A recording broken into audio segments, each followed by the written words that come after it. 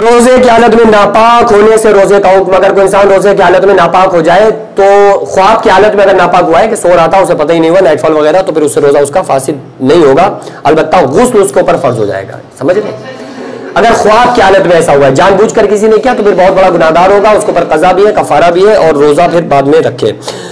روزے کی حالت میں کیا لکھا ہے, کامیڈی ویڈیو دیکھ سکتے ہیں. کامیڈی ویڈیو ٹائم ویسٹنگ ہے, ویسے عام دنوں میں نہیں دیکھنا چاہیے, اتنا ٹائم آتا پتہ نہیں کہاں سے, عام دنوں میں نہیں دیکھنا چاہیے نا. تو پھر بہتر ہے کہ یہ جو رمضان کے دن ہے اس میں زیادہ سے زیادہ وقت گزرے قرآن میں, عبادت میں. ٹھیک ہے, کچھ لوگ ہوتے ہیں کہ ان کا ٹائم نہیں پاس ہو رہا تو کامیڈی دیکھنے میں لگ گئے اور ادھر ادھر لگ گئے. تو ضرورت کیا ہے, دیکھو کامیڈی انسان دیکھتا ہے تو حالانکہ یہ ہے کہ عام دنوں میں بھی ان کی گنجائش ہے کہ انسان ہنسی بول کے لیے اس میں فوج چیزیں نہ ہو, گندی چیزیں نہ ہو, لیکن رمضان میں اتنا احتیاط رکھنا چاہیے کہ آپ نے پلے تو کیا تھا کامیڈی, لیکن اس پہ ایڈورٹائز کھل گئی, ایڈ آ گئی, اب وہ گندی گندی, وہ آپ نہیں چاہ رہے ہو دیکھ رہے لیکن آپ کا یوٹیوب کہہ رہا ہے کہ نہیں آپ کو دیکھنا پڑے گا. کیسے نہیں دیکھو گے, کیونکہ آگے آ رہا ہے ایک وہ آتا ہے نا اسکپ کرنے کا آگے, کہ اس کو اسکپ کر لو, تو آپ اسکپ دیکھو گے تو آپ کی نگاہ پڑے گی. تو اس لیے بہتر ہے وہاں جاؤ نا, اس دہلیز تک کیوں پہنچو جہاں سے گناہ کا اندیشہ ہو. اب آپ یہ کہو گے کہ بھائی تو پھر اسلامک ویڈیو کیوں دیکھتے ہیں, آپ کا یہ بھی سوال ہو سکتا ہے, تو پھر آپ کیوں ڈالتے ہیں, اس کا بھی جواب سن لو. دیکھو جو ایڈورٹائز آتی ہے نا انسان کی, ایڈ آتی ہے, یہ آپ کی ڈیسک ٹاپ کے اوپر منحصر ہے. اگر آپ اچھی چیزیں دیکھنا پسند کرتے ہو تو آپ کی ایڈ جو آئے گی وہ بھی کیسی آئے گی, اچھی آئے گی. اگر آپ خراب گندی چیزیں دیکھنا پسند کرتے ہیں تو پھر جو ایڈورٹائز آئے گی وہ بھی گندی خراب ایڈ آئے گی. اس لیے آپ اچھی چیزیں دیکھو نا, کیوں دیکھتے ہو آپ خراب چیزیں. کیا لکھا ہے, سفر کی حالت میں روزہ رکھنا ضروری ہے. سفر کی حالت میں اگر کوئی انسان روزہ نہیں رکھ رہا ہے تو گناہگار نہیں ہوگا. ٹھیک ہے, مسافرت میں اگر کوئی انسان ہے, یہ نہیں بلاور جا رہے ہیں 10 کلومیٹر 15 کلومیٹر, تو مسافرت میں ہے ہی نہیں نا. سفر تو جب ہی ہوگا نا جب 90 کلومیٹر سے زائد اگر آپ سفر کر رہے ہیں, جو مسافرت میں آپ آ جائے, جس میں نماز آپ کے اوپر قصر ہو جائے, تو اگر اس میں آپ روزہ چھوڑنا چاہیں تو چھوڑ سکتے ہیں, بعد میں رکھیں. لیکن اگر رکھ لیں تو اس پر ثواب بہت بڑا ہے, رکھ لیں تو زیادہ ثواب ہے. اگر آپ آسانی سے رکھ سکتے ہو تو رکھ لو. کچھ لوگ چھوڑ دیتے ہیں, کہتے ہیں چلو یار چھوڑو ہم بعد میں قضا رکھیں گے. تو قضا رکھ نہیں کوئی بات ہے, کون رکھتا ہے بتاؤ, وہ قضا تو قضا ختم, کیا کرو, چلو اچھی بات ہے تم نے رکھا ماشاءاللہ, لیکن 90% لوگ نہیں رکھ پاتے ہیں نا.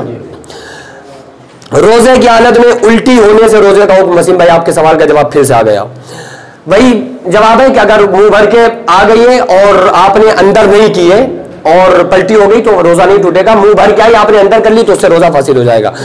اگر تراویح چھوٹ جائے تو اس کی قضا کیسے پڑھے. تراویح کی نماز اگر چھوٹ گئی ہے نا تو تراویح کی ٹائمنگ ہے عشاء پڑھنے کے بعد سے فجر تک, یعنی کہ تہجد کی نماز کے وقت تک, فجر کے پہلے آپ پڑھ لیں.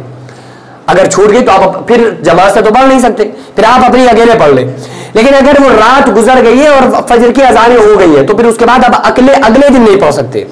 یعنی تراویح کا ٹائم تو ہے عشاء کے بعد سے لے کر فجر کے وقت تک, لیکن اگر یہ وقت نکل گیا تو قضا ہو گئی نا, پھر قضا اس کی نہیں ہے. تراویح کی قضا نہیں, قضا ہوتی ہے فرض کی, اور تراویح ہے سنت, تو اس لیے سنت کی قضا نہیں ہے. روزہ رکھا لیکن نماز چھوٹ جائے تو روزہ مانا جائے گا کہ نہیں. کچھ لوگ ہوتے ہیں روزہ رکھ لیا نماز چھوٹ گئی, نماز نہیں, اب کیا کریں. اب روزہ تو رکھا ہے, روزہ رکھنا بھی فرض تھا, نماز پڑھنا بھی فرض تھا, اب ان سے نماز چھوٹ گئی. تو یہ بالکل ایسے ہی ہے کہ آپ نے کھانا کھا لیا پانی نہیں پیا, افطار کر لیا, سارے چنے اور دہی بڑا اور تمام بہترین لذیذ کھانے تو اندر چلے گئے, پکوڑی سموسے برگر تو اندر چلا گیا لیکن پانی نہیں گیا. تو بس ایسا ہی ہے بالکل کہ آپ نے ایک فرض کو تو ادا کیا لیکن ایک فرض ادا کرنے کے لیے جو دوسرا اس سے اہم فرض تھا اس کو چھوڑ دیا. ٹھیک ہے, تو یہ بالکل عقل میں نہ آنے والی بات ہے. اگر آپ کو دوسری شادی کرنا ہے تو اس کا مطلب تھوڑی پہلے کو چھوڑ کے کرو. اسلام نے 4 کی اجازت دی, آپ کر لو, لیکن ہمارا نام لے کر مت کرنا. اچھا, افطار سے پہلے جو دعا پڑھی جاتی ہے اللہم لک صمت و بک آمنت و علیک توکلت و علی رزقک افطرت, اس دعا کی حیثیت کیا ہے؟ کوئی حیثیت نہیں ہے, قرآن حدیث میں اس کا ثبوت نہیں ہے. لیکن اگر کوئی پڑھ لے تو گناہ بھی نہیں ہے.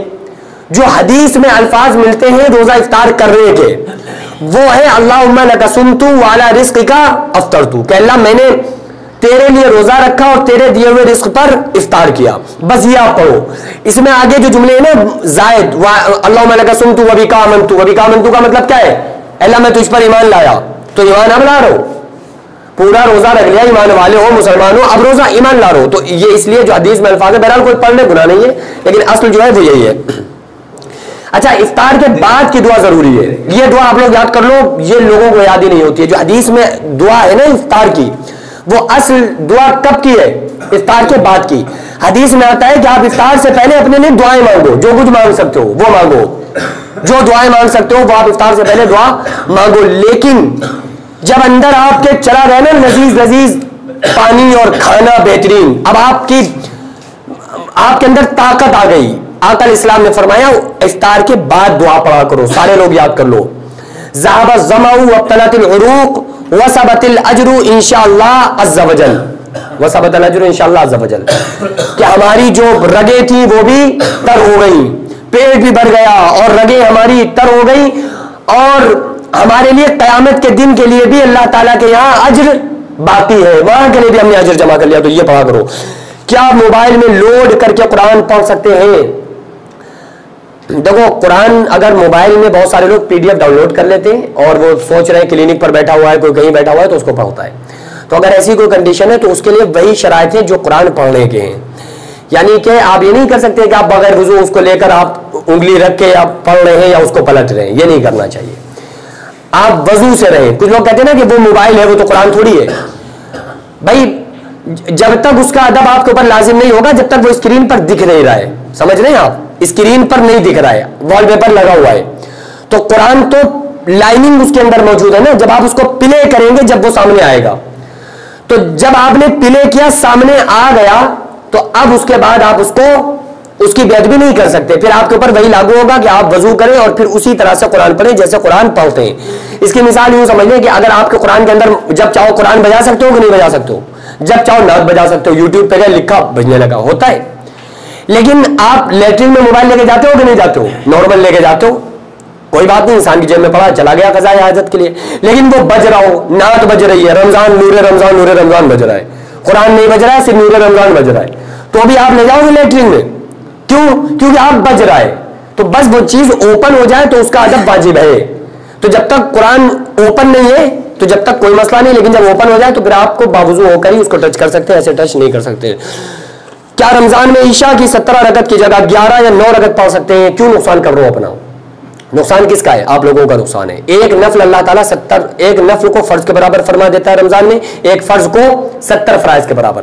تو نقصان کس کا ہے؟ اگر آپ یہ شارٹ کرو گے اس میں تو نقصان آپ کا ہے.